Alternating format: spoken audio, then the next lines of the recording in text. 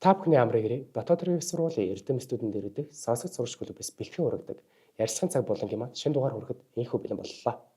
Энэхүү дугаараараа бид нар бүгд найрамдах дотоод хэргийн сургууль болон бүгд найрамдах Солонгос улсын хүүсөө их сургуулийн хамтын ажиллагааны хүрээнд дотоод хэргийн сургуулийн харьяа, ерөнхий боловсролын ахлах сургуулийн сурагчид маань бүгд найрамдах Солонгос улсын зүг хөлгийн жолоод залчаад ирсэн билээ.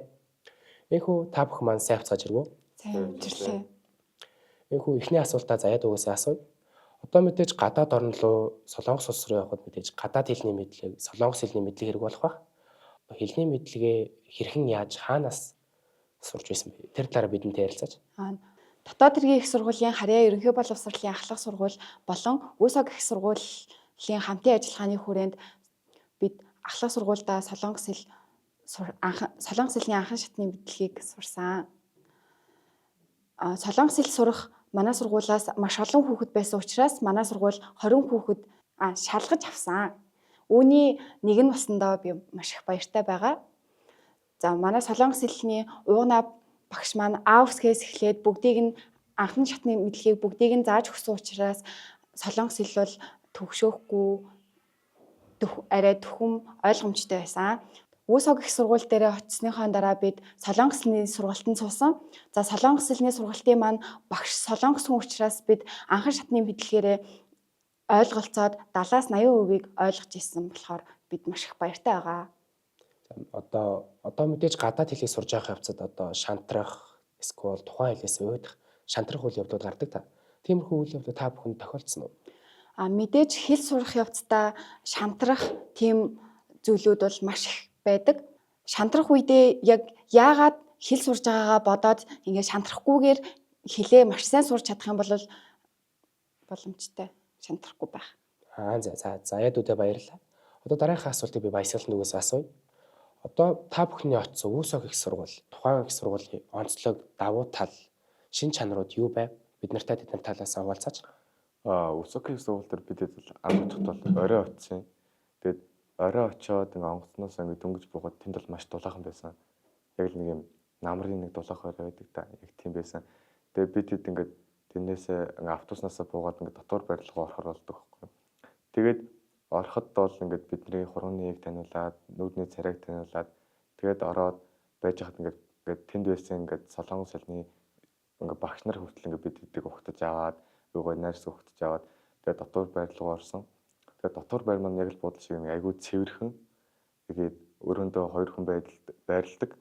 Тэгээд 2 хүн байрлаад тэгээд 2 ортой тэгээд хажуудаа ингээд хичээл хийх ингээд шүүгээ ширээтэй.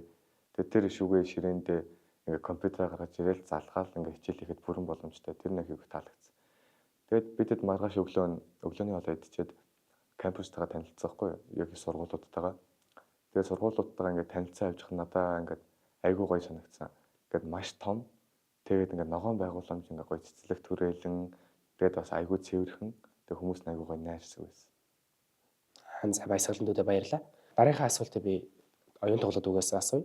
Та бүхэн өөсөг их сургууль дээр очоод ямар сургалтын үйл ажиллагаануудад хамрагдаж, ямар сургалтуудад оролцож явсан талаараа бидэнтэй хаваалцаач. За түрүүн заяагч хэлсэнчлэн бид нэр Солонгос хэлний сургалтанд суусан. Тэгээд бас тэрний хажуугаар тэквондогийн сургалтанд суусан. Өсөг сургууль нь болохоор тэквондоогоор улсдаа 5-т ордог. Тэгээд яг өсөг сургууль нь болохоор улсдаа тэквондоогоор 5-т ордог. Тэгээд бид нар болохоор усын шигшээ бэлтгэдэг дасгалжуулагчтай хамт өнөөрөө бэлтгэл хийсэн.